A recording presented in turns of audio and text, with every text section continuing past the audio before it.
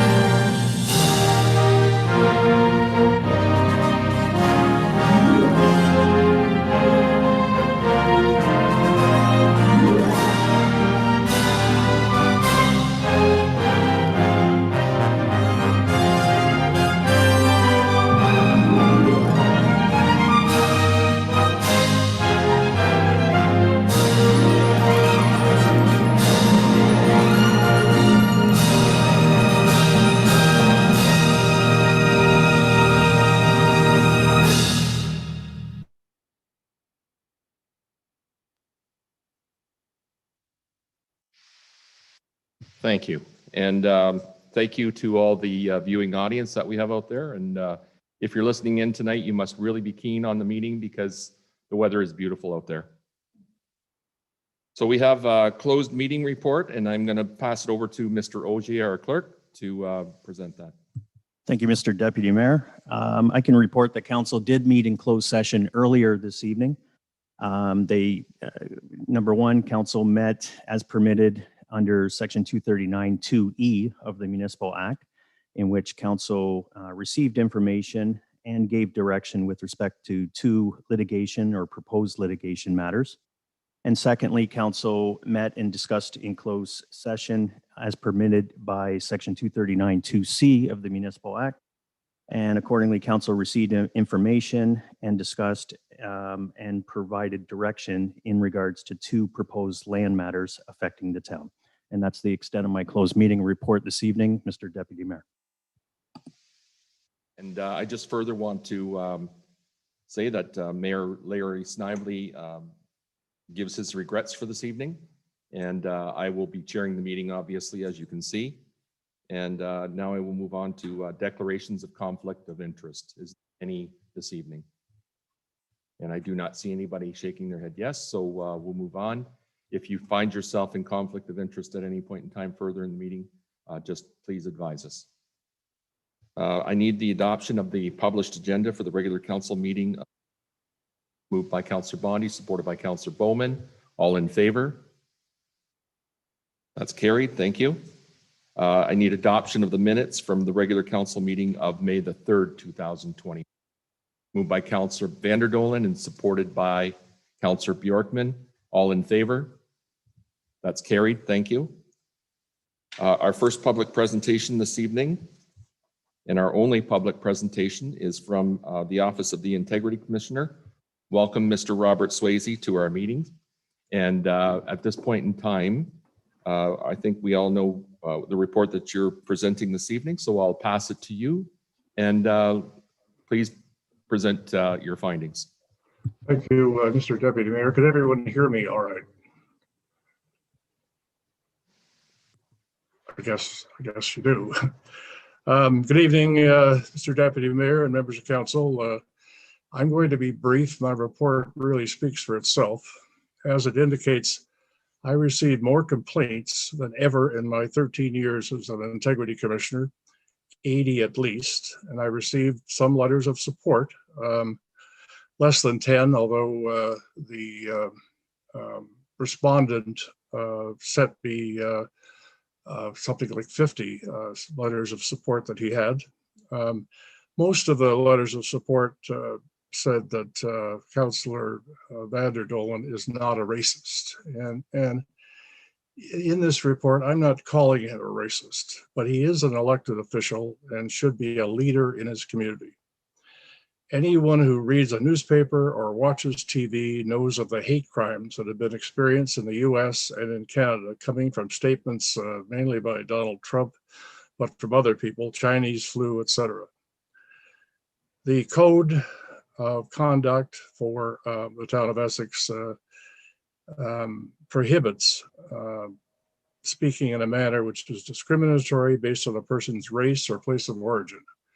I believe that the code was contravened by making these many tweets, and that's my finding. In my report, I made 3 recommendations. Remove the tweets. Now, for some reason, Councillor Vanderdolen has refused to remove one of the tweets, and one of them is objectionable, and that refusal by him is not acceptable to me. The second thing is do a proper apology. I cannot accept that he did not know the impact on the Chinese Canadian community of his tweets. It's not acceptable for him to apologize using the word if he made them nervous. Well, he knew he would make them nervous, and particularly with all the hate crimes that are in the news. Finally, I think he will benefit from some diversity and inclusiveness training. If he accomplishes these 3, my recommendation that he loses no salary. Mr. Deputy Mayor, those are my comments. I'll be pleased to answer any questions. Swayze. So Councillor Vanderdolen. Thank you, Mr. Deputy Mayor. Naturally, I have a response to this was a short statement, but the report itself was longer. A lot of other people have had a lot to say about this publicly, including the commissioner on doing his media tour this weekend. So I've got a lot to say myself. So good evening, fellow councillors, guests, staff, and those watching online. First, I want to thank the more than 100 people and counting, mostly local Essex residents, who have reached out to me in recent weeks to offer their kindness and support in this matter. That's the most response I've ever had to anything I've done as a councillor or anything I've ever written in more than 40 years as a journalist. Nearly all of those who reached out to me assured me that I did nothing wrong whatsoever and have nothing to apologize for, no matter what a trumped up investigation says, no matter what all those political extremists from outside town say. And before we get into the details of those claims, it has to be pointed out that nothing in this issue has the slightest thing to do with the town's actual business. None of this has anything to do with taxpayers' needs or creating housing or better infrastructure or better services for our residents. Commissioner Swayze is charged with dealing with issues affecting the municipality only and has no authority whatsoever over the comments or actions of a councillor which have no relationship to the municipality, as is the case here. Anything more he claims in terms of authority would be a gross infringement on the free speech rights of a citizen who also happens to be a councillor. This is therefore completely unacceptable and unjustified. For this reason in particular, I totally reject his conclusions on this issue, as should the rest of council. And in recent days, I've had a chance to speak to people with legal knowledge and in particular some municipal knowledge. And one of them even used the words offensive in terms of this report and what it does to free speech. This report and the complaints which led to it are a complete waste of time and resources, a waste of administration's time, a waste of council's time, all for the destructive political goals of a vocal minority. This report before us by Robert Swayze is just an opinion, nothing more. It has no basis in law. If I were a private citizen, there could be no charges because no law was broken. It is legal to utter the words Chinese flu, and people do so thousands of times per day all over the world. even on Twitter, where my allegedly offending tweet remains because it is well within community standards and is used normally. Some Chinese doctors in Canada even publicly call it that. The only reason we're sitting here discussing this tweet is that a group of protesters, activists, and a ragtag cancel culture army from outside Essex are trying to take down an effective local conservative voice. They've been trying to do so for decades, harassing my family and trying to get me removed from the Windsor Star while I still work there, even vandalizing my property a few times. I thank them for considering me such an important target. Being the target of a well-organized political council movement these days places me in very famous company. But there was nothing racist or remotely hateful or even vaguely insulting about my tweets, and it is slanderous to suggest that. At the absolute worst, one of them might be considered flippant, but that is still legal in this country, so far. It is absurd to suggest I was insulting Chinese Canadians. Who would do that? I've known many of the leaders of the Essex-Windsor Chinese Canadian community since the 1980s. As everyone knows, they are some of the most learned, accomplished, productive, and downright decent people in town.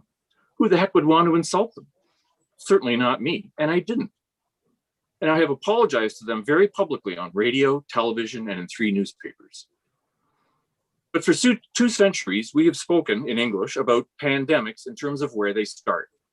German measles was never an insult against Germans in 1814, and any German who took offense to that in the years since would have been considered a nutcase. The same with Hong Kong flu and a dozen others. We should apply the same judgment to these vengeful weirdos who are trying to sabotage society by hijacking the language and turning it to their political purposes. They are a social scourge, these people, a cancer on society. If you doubt me, check out the truly vicious, threatening, disgusting comments they've posted about me and my family and our supporters on social media. Talk about hateful and hatred. As one of my supporters said the other day, the only investigation that should be going on into my tweets are the connections between all the actors in this organized hit job.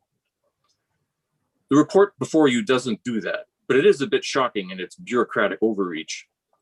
Asked to rule on alleged racism, Mr. Swayze wanders far afield from his authority to castigate me for dissing the Chinese government. He disapproves of a tweet of mine calling them a murderous regime, but that's what they are. Ask Tibet or India or the Uyghurs who are being wiped out by Beijing in a modern-day communist genocide. Mr. Swayze, until tonight, to cite even one of the more numerous supporters of my position is also beyond surprising. In fact, it reeks of bias and a lack of professional impartiality.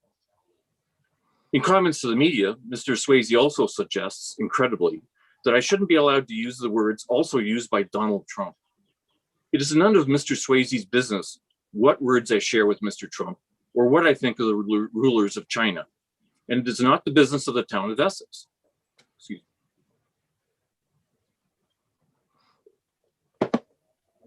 Mr. Swayze has no authority over my political views or my use of language, nor those of anyone else. No one does over anyone in Canada. That's called freedom. And don't give me that guff about politicians being held to a higher standard than others. We are held to much lower standards of truthfulness and good character. In a country whose prime minister is known to have worn blackface multiple times and still sits in parliament, you're claiming higher standards for politicians? You gotta be kidding. The only standard is whose side is the media on? The fake outrage mob even claims that words such as mine are responsible for the anti-Asian attacks and hatred seen in US inner cities. And this wrong-headed report supports that woke fantasy. Such an imaginary connection, such slander. Completely false allegations like this could happen to anyone listening tonight, unless we act now to stamp out such lies. And you know, the people behind this are the same people who, when they aren't defacing state statues and trying to eliminate our history and our borders and our police departments and genders, are finding racism under every living room couch. Yes, racism is something that must be confronted and rooted out. I know because we've dealt with it in our own family. But these people have declared that the founding of this country was racist. Even eating meat is racist. They are nuts. And yet many politicians are so frightened of these woke mobs that they will readily submit to things they know in their hearts are totally wrong. Mr. Swayze wants me to take diversity training. One of my stepsons laughed out loud when he heard that. You've already had diversity training. You raised us, he said. They're half Asian, by the way. I value their opinion a lot more than that of my accusers. To wrap up, my written submission to this kangaroo court-style accusation has been, I'll be posting it on a new website I've created on locals.com. I've been forced to post it there, so it's beyond the reach of the cancel monsters who would almost certainly force the removal of it, any evidence that contradicts their lies. You'll be able to look it up in a few days. If you want to support me, you can go there. As to Mr. Swayze's suggested punishment for the sin of offending these oh so easily offended socialists, the short answer is no.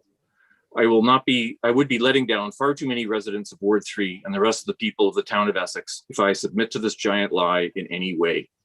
I will not take down my perfectly reasonable tweets, which also happen to be true. I have apologized enough to the right people and will not do so yet again. And I refuse his offer of a political re-education paid for by taxpayers, training I have already received in the workplace. I look forward to learning what council decides, and I look forward even more to looking my constituents in the eye when I meet them in the street and at the ballot box next year. Thank you very much. Councillor, any further comments from anybody from council? I have a question for Mr. Swayze.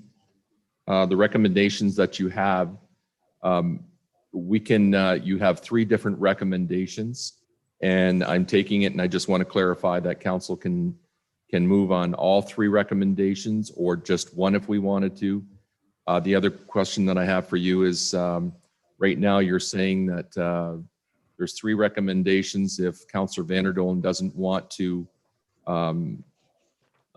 move forward on that, can we propose the alternative immediately rather than going to July the 19th?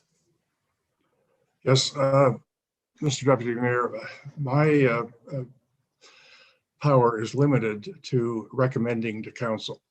Council's power to do what it wishes is complete. I have made a finding that in the code of conduct that he's a member who has he's spoken in a manner that is discriminatory to any individual based on the person's race, ancestry, place of origin, etc.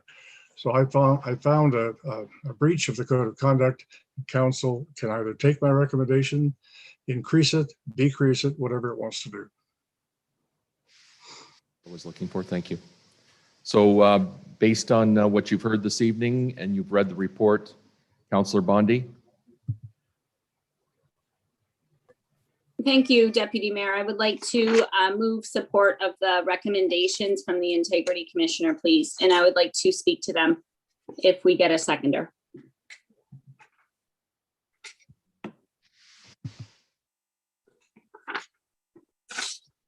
Seconder.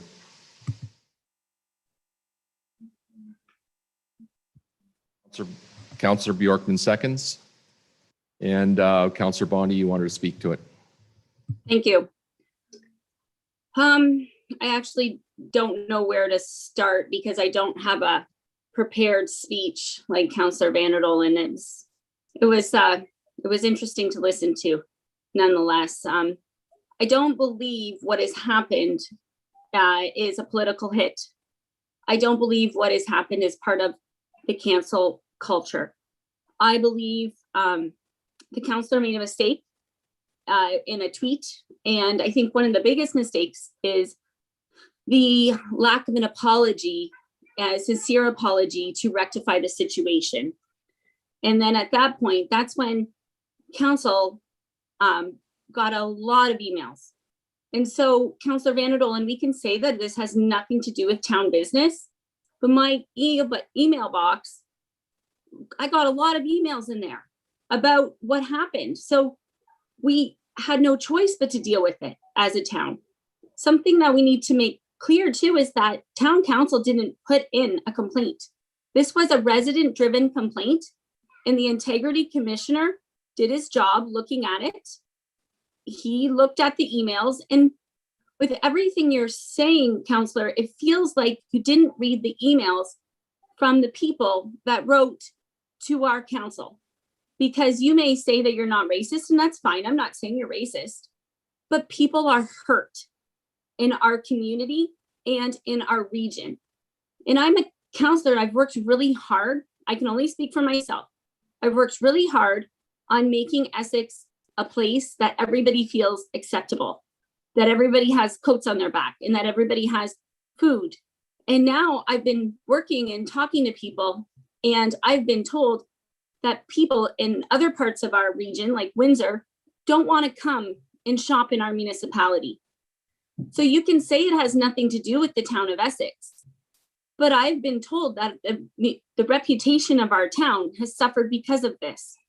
So, there should be another fourth recommendation in there, that you apologize to your fellow counselors and administration for all of this stress that you've put on us, for answering emails that set our town staff with lots of work hours, that set your fellow counselors with answering emails. It's the people have spoken in these emails. And if you refuse to listen to them, there's nothing anybody here can make a difference. There's a couple different types of perceptions in people. We will never change people that have ingrained thoughts. The people that we have to work on are the people that sit by, that don't have those ingrained thoughts, that don't do things and don't stand up, because those build seeds of racism. There's always going to be people that stand up, that are very vocal, and that have no tolerance for any racist comments. And there's always going to be people that make ill comments. It's the people in the middle, the rest of the population. We cannot allow racist seeds to grow, because then they grow into racist trees. And in our municipality, right in my ward, we had a business that had to put up a sign during the pandemic saying, "We are Canadian," because they are Asian. And that is something that tweets like this, maybe you feel don't hurt anybody, but they hurt somebody. So, I am disappointed in the speech, and it's kind of worrisome. And it is what it is. I guess it might take an election to fix some of the attitudes here in Essex. It's very disappointing. I've taken a lot of diversity training at my other job at the library, which is current, up to date, and yearly. We should all be having yearly training. So, and I don't believe the taxpayers would mind if we're paying for money for training. So I'm not sure if Essex Council would like to together have diversity training. Let's put a per diem on it to get counselors there. Let's take diversity training together, all of us, because it's not going to hurt anybody. It's just going to help anybody. So that being said, I would like a recorded vote as well with the vote. And thank you, Mr. Swayze. Councilor Bondi, any further? Councilor Bjorkman, and then Councilor Verbeek. Thank you, Mr. Chair. This has been a difficult one for me. Councilor Vanderdolen's just not my colleague, he's my friend. And I know that he's not a racist. But I also know he is a man of words. That's what he does. And he chooses his words when he uses them. And I made my public statement that anybody who didn't realize how the Trump administration had weaponized the term Chinese flu was just not being real.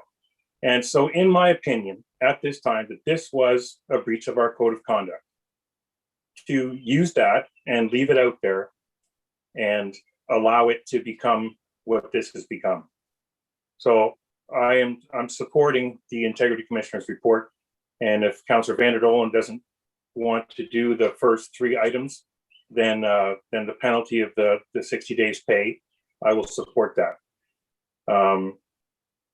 I do believe we are held to a higher standard. I do believe our words matter more than most people's. And we need to weigh those things out carefully. And when we do something that causes a problem that people perceive as a problem, we don't get to say, well, I didn't really just necessarily mean it that way, but no, it's not even actually what we say sometimes. It's the perception of what we said, and it's how it's received, and we need to address it all the way through. So that's all I have to say about that. That's the position I'll be taking. Thank you, Councillor Bjorkman. I have Councillor Verbeek and then Councillor Bowman. Thank you through you, Mr. Deputy Mayor. I don't think we're all here to, beat up on each other. I wanted to thank Mr. Swayze. It was very clear that you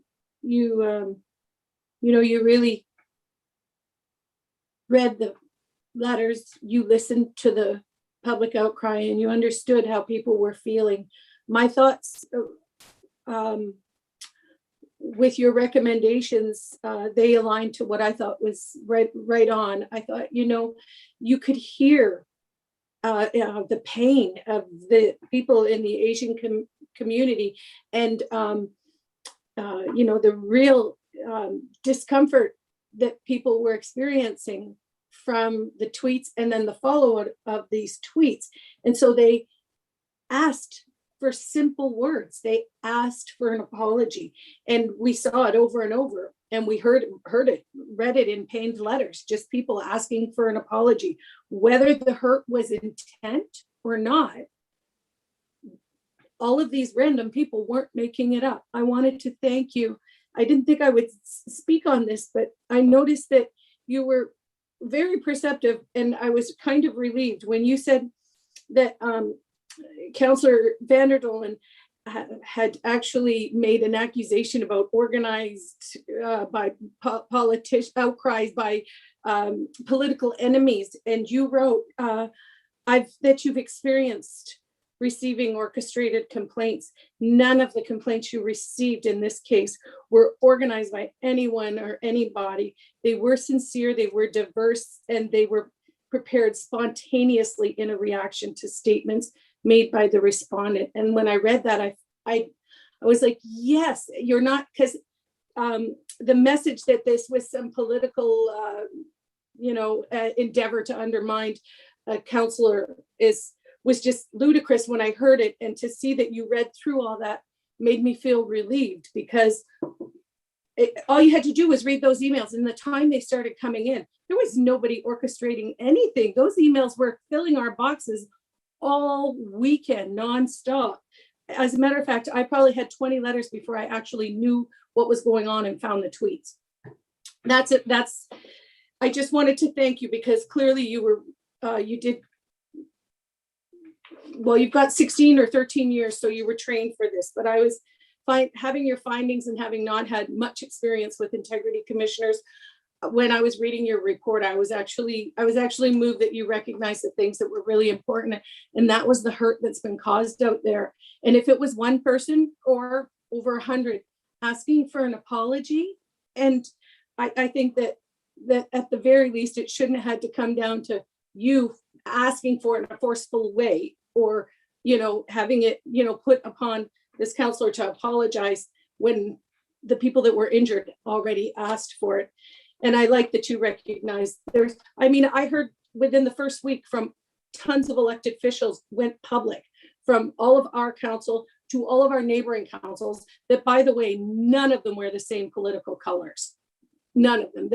I heard from all of the major political groups across the community of elected officials speaking out right away against this kind of speech, because they understand the importance of dousing any of these seeds being planted, because if they're ignored, then they do grow, right? And I just wanted to, only thing I was going to say tonight was that I supported the findings, the motion, the second has been made, and I too would be voting in favor of them. But AMO has some really great training right now that it falls in line with what Mr. Swayze is advising. And to be honest, I did hear the councillor before me speak and suggest that all of council take them. It was exactly what I was going to say, because we could all benefit from them. And I just wanted to say that AMO has some really good online training that I was actually looking and reading about before the recommendations came in. So I'm really sorry that we've all been put in this place. I'm sorry that the tweets were ever put out there, but I'm really grateful for the outcry from people recognizing them as how hurtful they've been. Okay, I'm good, and I'll be voting in support of the motion. Councillor Verbeek, Councillor Bowman. Thank you. I'll try and be brief. Most of my comments align with what or Councillor Bjorkman mentioned. And I too am a fellow councillor of Mr. Vanderdolen, and I consider him a good friend. And I think it's been an unfortunate situation. I know Councillor Vanderdolen is obviously very set in what he believes and how he believes he put out his presentation. And all those emails that we received, and I did go through the majority of them word by word and looked at them. And there were some that looked like they were obviously from a common format. And there were certain things that came out were obviously came from a generated type thing. However, there were others that came from individuals that I know and respect their opinions, and it did have an effect on those individuals. And some are from the Asian community, and I know that did have an effect on them. And for that reason alone, I think it's important that we follow through on the Integrity Commission's recommendations. And as we move forward, hopefully these issues won't pop up again. I know Councillor Vanderdolen is very set in what he's believing, but at the same token, I believe that, in my opinion, and I feel that the Integrity Commission's recommendations are fair, and I'll be supporting them. Thank you. Bowman. Next, I have Councillor Guerin. Thank you, through you, Mr. Chair. Thank you, Mr. Swayze, for the report. To council and to Councillor Vanderdolen, I mean, I appreciate Councillor Vanderdolen's standing up for what he believes are his truths. You can't take that away from a person. I mean, this is what he believes. This is what he believes. The issue I have with it, in my opinion, is that the tweets did hurt a lot of people. And I'm amazed that we're even dealing with this today, because I had asked right from the get-go just for a simple apology from Councillor Vanderdolen. Pull the tweet down. If it hurt enough people, pull the tweet down. Whether you believe you were right or wrong, it offended enough people, pull the tweet down, make a sincere apology to the public, and that if you offended anybody, and move on. And I don't think we'd even be here today. But because we are here today, if that's the closest to an apology that we're going to get from Councillor Vanderdolen, I mean, so be it. I mean, I have to stand by the Integrity Commissioner's recommendations. And I think that it's unfortunate, but that's where I stand with it. Thank you very much. And there's been a lot said already on the topic. I'm not going to say anything.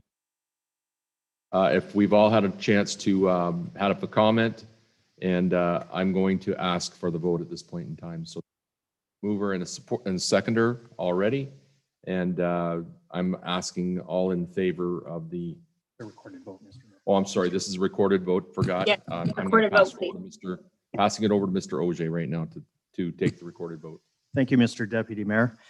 Yes, there was a recorded vote requested by Councillor Bondi on the motion that's been moved by Councillor Bondi, seconded by Councillor on the motion that the report by Robert Swayze, Town of Essex Integrity Commissioner, dated May 17, 2020, concerning the code of conduct complaints filed against Councillor Vanderdolen be received, and that the recommendations therein be supported. On the motion, Councillor Bondi, how do you vote? I vote in support, but I also, my offer also stands for doing joint diversity training as a team. Councilor Bonnie will ask for that for a second motion. I'll give you an opportunity right after this. Counselor Vanderdolen, how do you vote? Opposed. Counselor Bowman, how do you vote? Support. Counselor Bjorkman, how do you vote? Support. Counselor Verbeek, how do you vote? Support. Counselor Guerin, how do you vote? Support. And Deputy Mayor Milosh, how do you vote? With a recorded vote of 6 in support and 1 opposed, the motion carries. Thank you. And again, Mr. Swayze, thank you for being here this evening.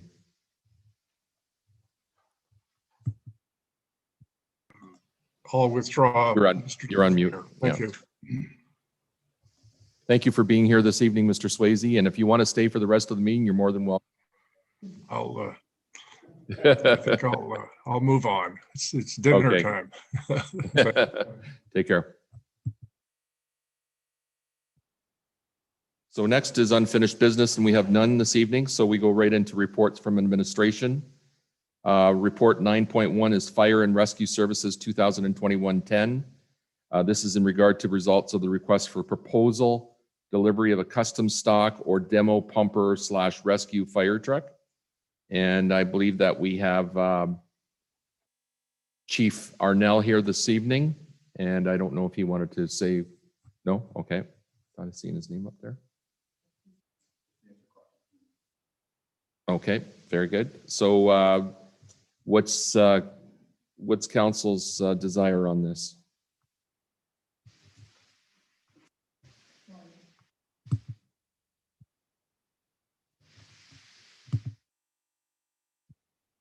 Motion? Do I have support? Councilor Vanderdolen?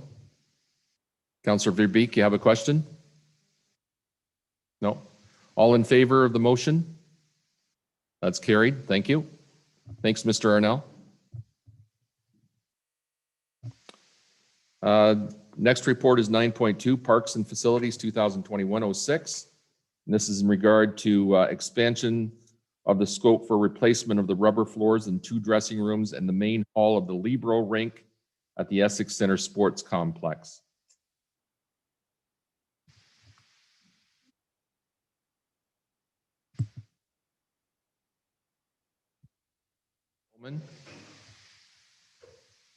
Supported by Councilor Bjorkman. Any questions? All in favor? That's carried. Thank you. Next report, 9.3, is Capital Works and Infrastructure 2021-06. And this is in regard to the results of the request for tender for surface treatment in 2021.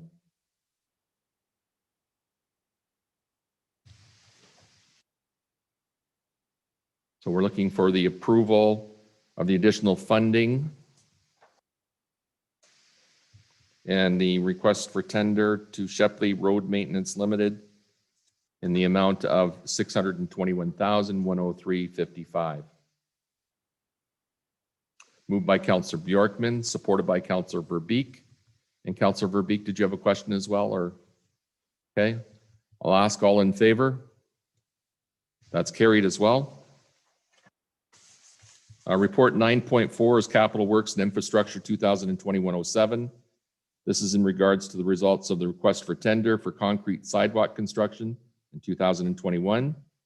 We're asking this to be received, that council award the request for tender to Windsor Concrete and Construction Limited in the amount of $217,434.66. And that council authorize the additional expense of $6,330 for this project to be funded from Trails Reserves, and that the additional expense of $47.21 for a secondary portion of the contract be funded from the Asset Management Lifecycle Reserve. Moved by Councilor Bowman, supported by Councilor Bjorkman. Are there any questions in this regard? All in favor? That's carried. Thank you. Next report is 9.5, the Environmental Services 2021-02. And this is in regard to the Harrow Lagoons sludge removal, cell number 2. This is to be received and that council appoint Ontario Clean Water Agency, also known as Aqua, to provide engineering, operational, and contract administration services to design, procure, and administer the Harrow Lagoon sludge removal project.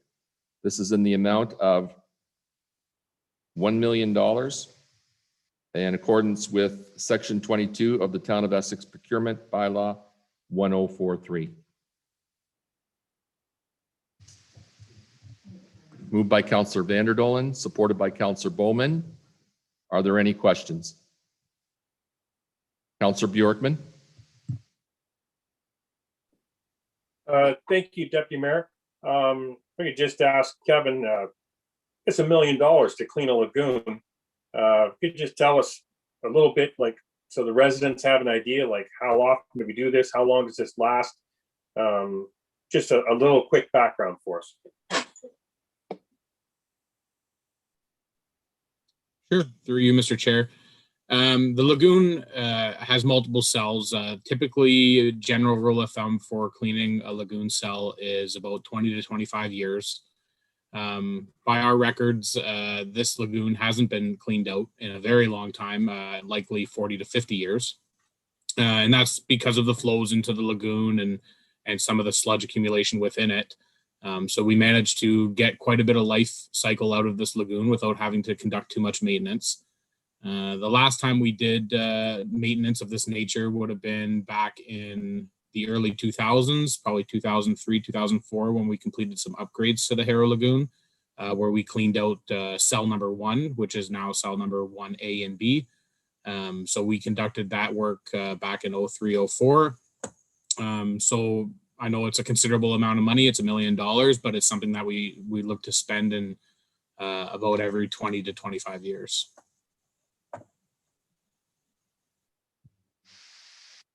Councillor Bondi. Thank you, Deputy Mayor Malash. I'm just wondering if there's going to be like a smell, and if there's going to be like a smell during this, can we put that on our social media and let us know when it's going to happen? Oftentimes when the lagoons are like turning over, I get a lot of messages going, you know, what's the smell? And then I have to ask, but if we could put it out there in advance, that would be helpful.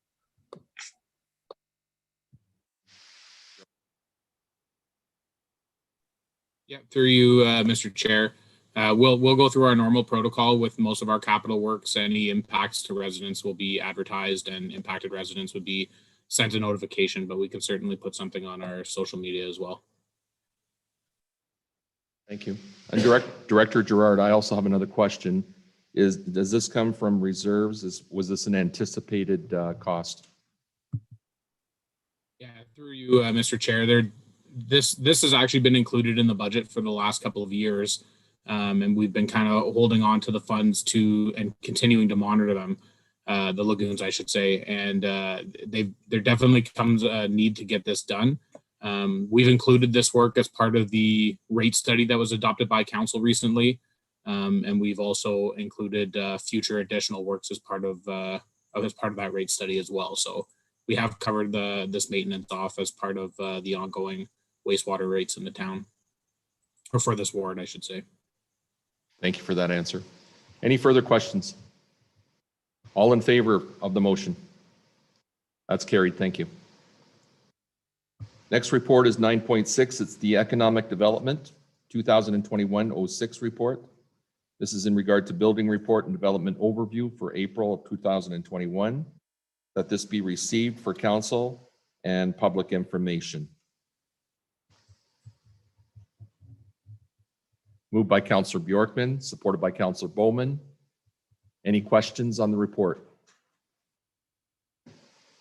All in favor? That's carried. Thank you.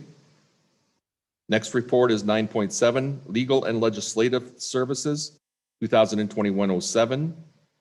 This is in regard to appointment of a court of revision for the Charles Shepley Drain in the town of Amherstburg, initiating that they're the initiating municipality. that Kirk Carter, member of the Drainage Board, be selected and appointed to sit as the third member of the Court of Revision for the Charles Shepley Drain. Such Court of Revision to be scheduled for 6 p.m. on June the 1st, 2021 in the town of Amherstburg. Need a motion from council?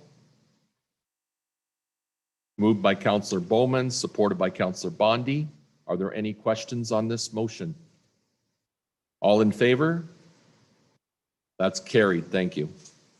Next report is 9.8 in regard to Infrastructure Services 2021-07 regarding Amherstburg McGregor Downspout disconnections. This is to be received, and their administration is looking for council to direct administration to develop a bylaw specific to the community of McGregor to support the mandatory downspout disconnection program that's been proposed by the town of Amherstburg. And I'm actually going to go to our director, Kevin Gerard, to talk about this a little bit first. Mr. Gerard? Thank you. Through you, Mr. Chair. Yeah, I just wanted to provide a brief synopsis of the report and maybe reinforce some of the statements that I made within it. As you know, the town experienced some significant flooding events in 2017, 2018 that triggered the town to take action against quite a bit of flooding that occurred. We've completed a lot of studies. We've reviewed infrastructure. We're currently revising the development manual, and we've even adopted a regional stormwater guideline. So a great deal of money and work has been focused on this public infrastructure, but there's also been a public education portion of it as well, in educating the public on how to protect against flooding on their private property. Along with this education, we also provide subsidies for backwater valves, sump pumps, and downspout disconnections. And we're currently looking at the feasibility of a rain barrel subsidy, as you know, through the CCAP. Our subsidies, specifically the downspout disconnection as it relates to this report, is a voluntary program. It's available to all residents across the entire town of Essex. It's played a very important role in the town's battle against inflow and infiltration. And we've had some really great uptake over the years, and it's still available for residents to take advantage of, as I mentioned in the report. Overall, we've seen very favorable results in terms of flooding resilience, and we're moving in the right direction. And I think that it's very important to note that the town overall is in a very good position against flooding resilience, and that moving in that right direction, and we're spending our money very wisely in terms of infrastructure resilience and educating the public. Now, when it comes specifically to the McGregor system, I'm sure most of you know it's a separate sewage system than the town of Essex sewage system. It's owned and operated by the town of Amherstburg. And this specific system in the town of Essex has experienced extremely high levels of I&I, like inflow and infiltration. And Amherstburg is asking for our assistance in addressing that I&I. With the recent passing of a bylaw, it doesn't have full legal effect within the town of Essex, so they require our assistance to put one in effect. And the town of Amherstburg has agreed to administer the program, pay for the program, and conduct all the site reviews as well. We do have a very strong interest in development in McGregor, which I think is very important to bring to council's attention. It would be very beneficial to free up treatment capacity in the system and provide a bylaw for the mandatory disconnection of downspouts in McGregor only, not in the entire town of Essex, but specifically to McGregor. If you have any questions with the report, I'm happy to answer any questions, any concerns. I'm here at your leisure.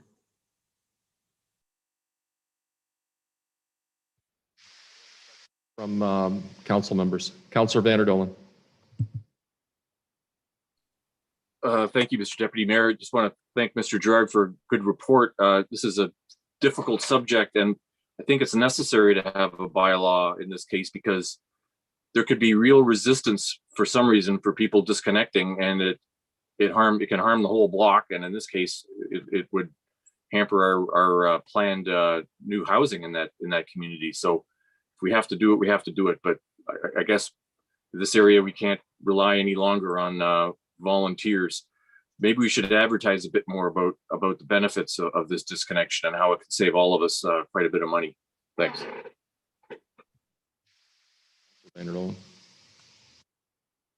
Any other questions?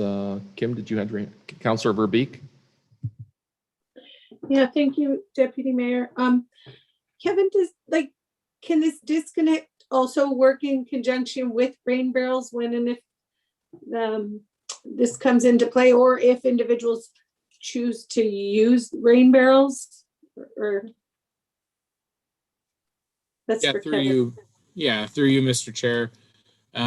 Yeah, certainly. I mean, in order to install a rain barrel, you need to have a disconnected downspout as it is. So if the residents were disconnected from the storm system, they could eventually add a rain barrel on their own, or even just wait it out and see if the town's going to and put together a rain barrel subsidy. We're working on that right now.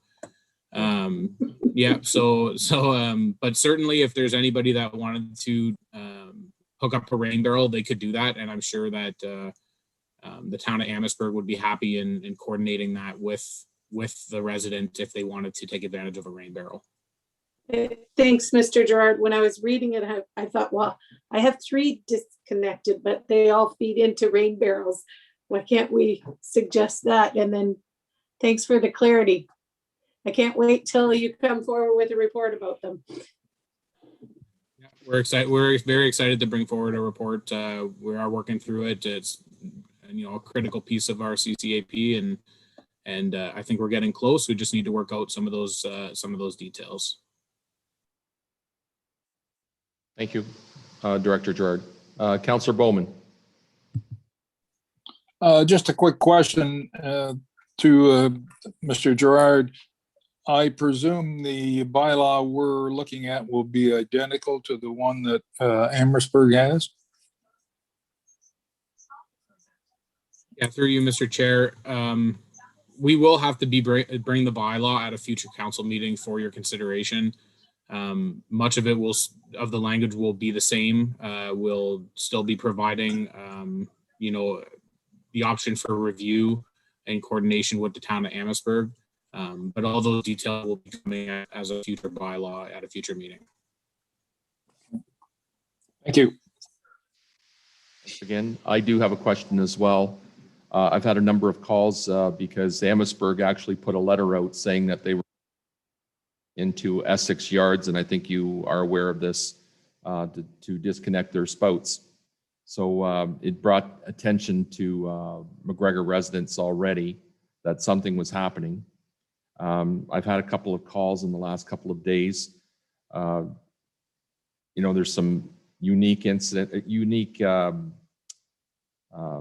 types of situations that are going on. So I think we need to perhaps I'll have those persons call in to talk with you to see if we can come to some kind of resolution. And one of them's a big shed that's right back against another person's property within 2 feet of their property line. And if the water were just to allow to flow on the ground, it actually flows into their neighbor's yard. There's no rear yard drainage in this neighborhood because a lot of these homes were built many, many years ago. So there's different situations where we may have to look at somehow getting the water to flow in a different direction. The other thing is that in Luciers, what used to be Luciers Estates, now Hidden Creek condominiums, a lot of the yards are very, very small. A lot of the areas are low-lying in different sections. There's a lot of residents there that are concerned the water will actually will flow underneath their mobile home or their home that they've installed. So there's some concerns there because of the small yards that there exists in that particular location. So I'm asking, has there been some consideration with regard to the downspout bylaw when it comes to Viscount Estates in Ward 1. That maybe would be the same in McGregor. Yeah, through you, Mr. Chair. I think it's good to probably mention here in open forum too that, a mandatory downspout disconnection does not necessarily mean that every downspout can be disconnected. Each individual property will go through a site-specific review. So they'll be investigated, taken a look at if it's not feasible or if it will likely cause flooding concerns to adjacent neighbors, or it will cause a safety or hazard by having a downspout disconnected. In the instance that, a downspout is connected to a storm sewer, but it's within a sidewalk or driveway where not, the intention is not to create a tripping hazard by disconnecting or having water spill onto a hard surface and freeze and cause a slipping or tripping hazard. So the intention is to complete a site-specific review before showing up to site and disconnecting the downspouts. So in the circumstance like you provided where it may flood an adjacent property, it may not be possible to actually disconnect those downspouts. But through that site-specific review, we'll identify the needs, which downspouts can be disconnected, which ones can't be, and do that review specific to that site so that we're not causing any concerns of safety or flooding. I needed for you to say that. Thank you. There's a number of people listening in tonight to hear that answer. So thank you very much. Any further questions for Mr. Gerard? If not, then I'll get a motion to sorry, I lost my spot here. Just receive and direct administration to develop a law specific to the community bylaw to the community of McGregor to support the mandatory downspout disconnection program as proposed by the town of Amherstburg. Moved by Councillor Guerin and supported by Councillor Bondy. All in favor? That is carried. Thank you very much. Next report is 9.9, Community Services 2021-05. And this is in regard to request for interest in the Colchester Park bike rental lease space. And we are passing bylaw 2021. It's bylaw to authorize the execution of a lease agreement between the Corporation of the Town of Essex and the Grove Bike Company. Furthermore, that this be received, council approved the entering into an agreement with the Grove Bike Company for lease space within Colchester Park, located at 325 Jackson Street in Colchester for 3 years, commencing on May 20th, 2021, with an option to renew for an additional 2 years. And of course, that bylaw 2021 be read a first, second, and third time and be finally adopted on May 17th, 2021. Looking for someone, Councillor Bjorkman and Councillor Vanderdolen. All in favor of that motion? That is carried. Thank you. Looking to see if there's any reports from our youth members. Ava Hoffman, I'm not sure. Okay. And Edwa Marcinko? Nothing from me tonight, but I just want to say, from a youth perspective, I really like the idea of bringing the bikes to the county, because I know Windsor's starting to do it, and it'd be really good to see it be accessible to the county to do as well. So I really like that idea. Thank you. Thank you for your input, Edwa. County Council update. To be honest with you, I've not had a chance to read my agenda for Wednesday night yet. That's tomorrow's project. So I have no comment. Then we move right on to correspondence. Correspondence to be received, that all the correspondence listed in agenda item 12.1 be received. And we'll pull out anything if there is anything. Councillor Bjorkman. Moved by Councillor Bjorkman, supported by Councillor Bondy. Councillor Bondy, you have a comment? Thank you, Mr. Deputy Mayor. Yes, on the Association of Municipalities Ontario AMO policy update on the stay-at-home order. I just wanted to let my council colleagues know that last Friday morning I was on a Zoom meeting with the Minister of Women's Affairs. And we discussed a lot of things and concerns that I brought forward that I am hearing are the skate park being closed. You know, it seems pretty common that people don't understand why the skate park is closed. It's like an entire cohort of children that are really skipped. You know, we can go to the park, but you know, the older kids can't go to the skate park, excuse me. And then another thing that I did mention to her, because I had her ear, was patios, outside patios. You know, I've been fielding calls from local restaurants saying, when can we use our patios? And I'm like, not yet, I'm so sorry. And so Miss Dunlop did say, and I'm going to follow up with an email with her. She did say, you know, in Toronto, the issue with skate parks was a lot of adults congregating. And the issue with patios in Toronto was that they were overflowing. So I don't really believe we have the same issues down here. So I did bring those couple concerns forward. So just wanted to let everybody know. Thank you. Any further comments? All in favor of the motion? That's carried. Thank you. We're on to 12.2, correspondence to be considered for receipt and support. And the first item is 12.2.1, that the correspondence by the Town of Essex Accessibility Advisory Committee asking council to consider proclaiming National Accessibility Week in the Town of Essex be received and supported, and that council proclaims the week of May 30th through June 5th, 2021 as National Accessibility Week in the Town of Essex by adopting the proclamation presented. Moved by Councillor Verbeek. She looks very excited to move that. And Councillor Bjorkman. Any questions? All in favor? That's carried unanimously.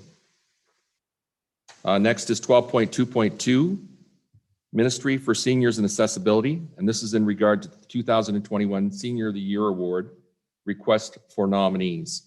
That council received the correspondence dated May 7th, 2021, and that council nominates as the Town of Essex Senior Citizen of the Year any persons that we believe that should be. The deadline for this is May 31st, and council meets on May 31st if they want to nominate at that point in time. So this is not something that we have to come up with this evening, but give it some thought and come back on May 31st. Councillor Verbeek.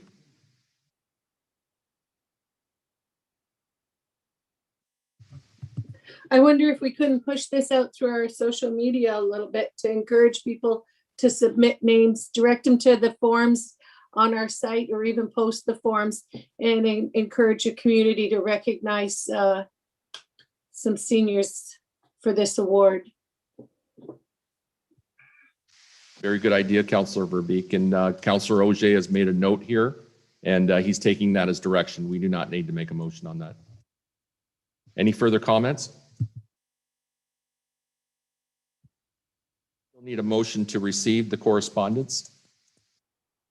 Moved by Councillor Bowman and Councillor Guerin. All in favor? That's carried. Thank you. So now we're on to committee meeting minutes. That all the committee meeting minutes listed in the agenda items 13.1, 13.2, and 13.3 be received and approved and adopted as circulated. Those 3 minutes are for the Coan Park meeting of February 10th, Arts, Culture, and Tourism Committee meeting minutes of April 14th, and the Court of Revision minutes from May the 5th. Looking for a motion to receive and approve all of these minutes. Moved by Councillor Bowman and supported by Councillor Verbeek. Any questions? All in favor? That's carried. Thank you. Nothing under financial, nothing under new business. Under notices of motion, we have the following notices of motion that were presented on the May 3rd, 2021 regular council meeting and are being brought forward this evening for council's consideration. And looking at 16.1.1, that's Councillor Bondi's motion in regard to public education campaign. And I'll pass it over to Councillor Bondi. It's also, actually, it's moved by Counselor Bondi, and I need a seconder. Do I have a seconder? Counselor Bjorkman seconds the notice of motion, and I will have Counselor Bondi speak on it. Thank you, Deputy Mayor Malash. It speaks for itself. Just, I can't ask the town to do anything specific on our social media, but I just think that doing some of this on our social media can't hurt, right? Oh, hang on one second. Okay, I miss you too. Every spring I get these complaints, and I'm just wondering if we can be aware of it and just put an awareness issue out there. Counselor Bondi, I was hoping that you would say what it is because the viewing public doesn't see probably what. Sorry, it's okay. Sorry, that the town of Essex do a public education campaign and in print. You know, maybe we don't have to do print, but on social media regarding the dangers of blowing grass onto the road. So that's about it. Motorcyclists and even cyclists run into patches of grass, and it's very slippery for them and dangerous. Every year we run into this, and so if we could just, you know, put something in queue every spring on our social media, that would be helpful for those residents. Because doing a bylaw is really tricky. You know, we have talked about it before. I've had conversations with our CAO, and we have had conversations at council about it, but it's hard to enforce. And, you know, how much grass is too much grass, and who's shooting the grass there, and resources. So if we could start with public education, I would be appreciative. For the explanation.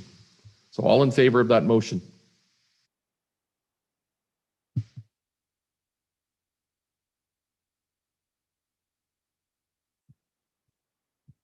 Thank you. That motion carries. Item 17 is reports and announcements from council members. I'll start with Councillor Bowman. Councillor Bondi. Thank you, Deputy Mayor. Just wanted to say thank you for the team in Harrow, the Essex Food Basket team, for feeding all of our, I don't have a number yet of how many people they fed, but all of the residents that came through to get food. And if anybody needs food during the pandemic, be sure to still check on Project Hope on their Facebook account, and you can get the hours of when you can go to Project Hope. Councillor Verbeek. Councillor Vanderdolen. Councillor Bjorkman. Thank you, Mr. Chair. Through you, just to our residents, summer's feels like summer's here, but it's certainly fast approaching. We got a long weekend coming, and it's important we get the word out that unfortunately our county beaches are closed, and that's going to include Colchester. They closed the beaches in Lakeshore, Leamington. People are coming out and gathering because they want to, and we understand it. We look forward to the time when we'll be able to host them, but it's important that they know that so they don't head out that way and get disappointed once they're there, because there's nothing there for them to use. So this is a May 2-4 weekend. We're all going to spend at home and enjoy our backyards and do the best we can to stay cool if it's that warm. But it's just important for them to understand that the beaches are closed, and they're closed due to the stay-at-home order. Okay.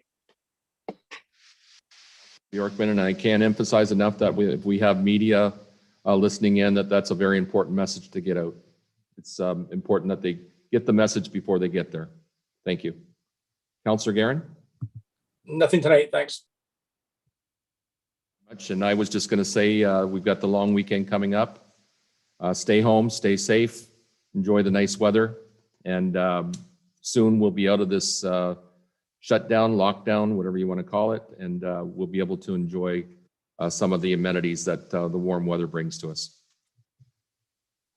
With that said, we have next up is our bylaws, and the first bylaw, I'm going to pass this over to Mr. Auger to read off the bylaws, and we'll get some motions from that.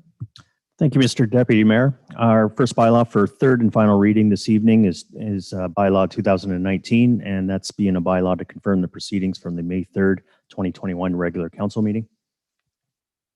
Do I have a mover? Supported by moved by Councillor Vanderdolen, supported by Councillor Guerin. All in favor? That's carried. Thank you.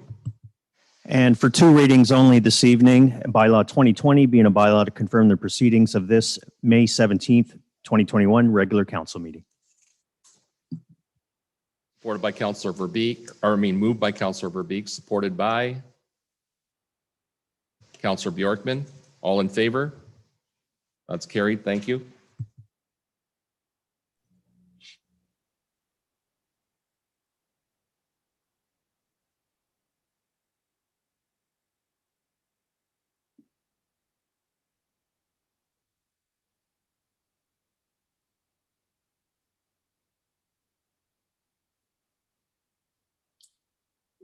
Can't hear you, Deputy Mayor.